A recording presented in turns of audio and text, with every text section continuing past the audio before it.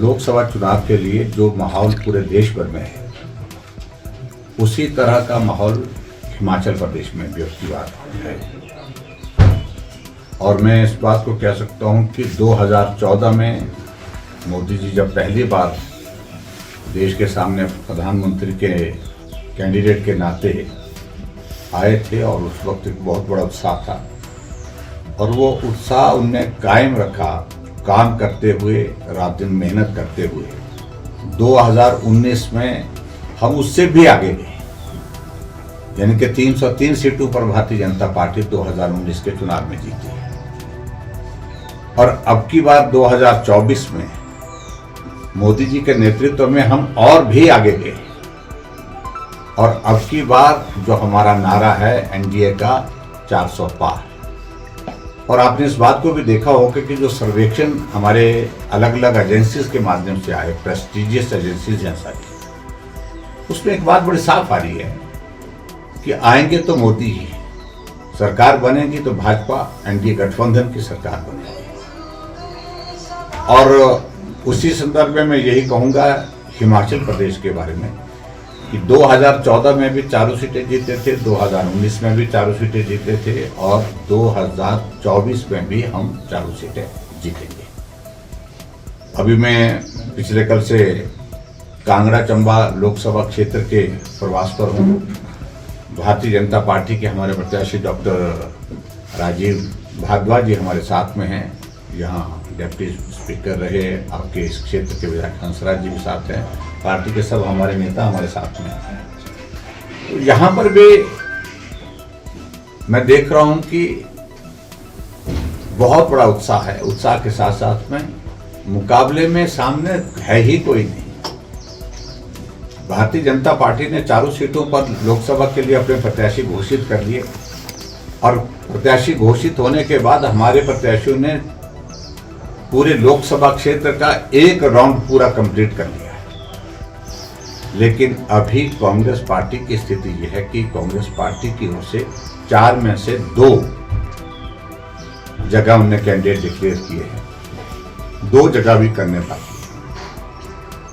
और हालात ये हैं कि जिन लोगों के बारे में जिनका नाम चलता है, चर्चा होती है, वो लिख करके दे रहे हैं कांग्रेस पार्टी के अध्यक्ष को कि हमको चुनाव नहीं लड़ना है। सीमेंट प्लांट के सिलसिले में हमने बहुत गंभीरता से प्रयत्न किए और वर्तमान सरकार में तो 15 महीने में इस सारी बात को लेकर के अभी तक कोई प्रयास नहीं किया। उल्टा कांग्रेस की ही उस वक्त की जो डलहौजी से विधायिका हैं वो बहुत सारी बातें कहती थी।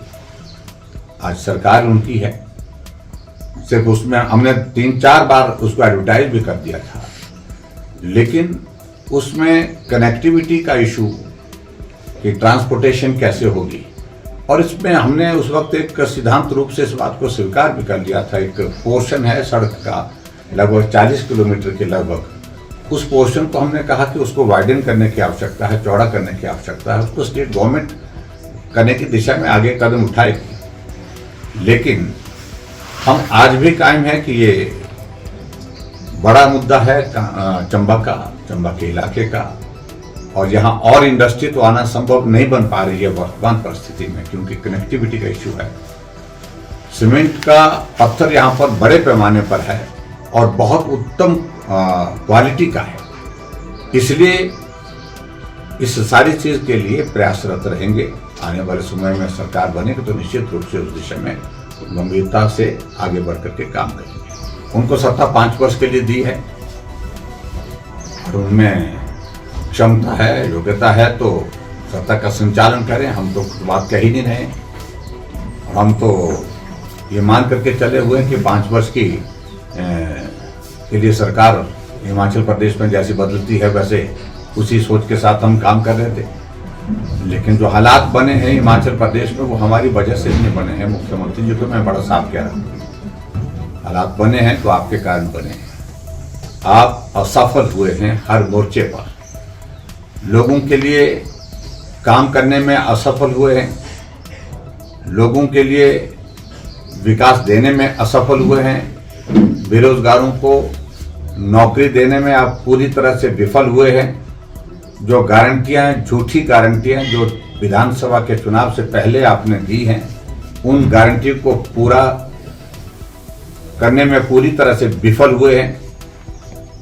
और जब ऐसी स्थिति में आपके विधायक, आपके पार्टी के साथी पार्टी छोड़ करके, आपका साथ छोड़ करके चले जाते हैं, तो इसका आरोप किसी के ऊपर नहीं लगाना चाहिए।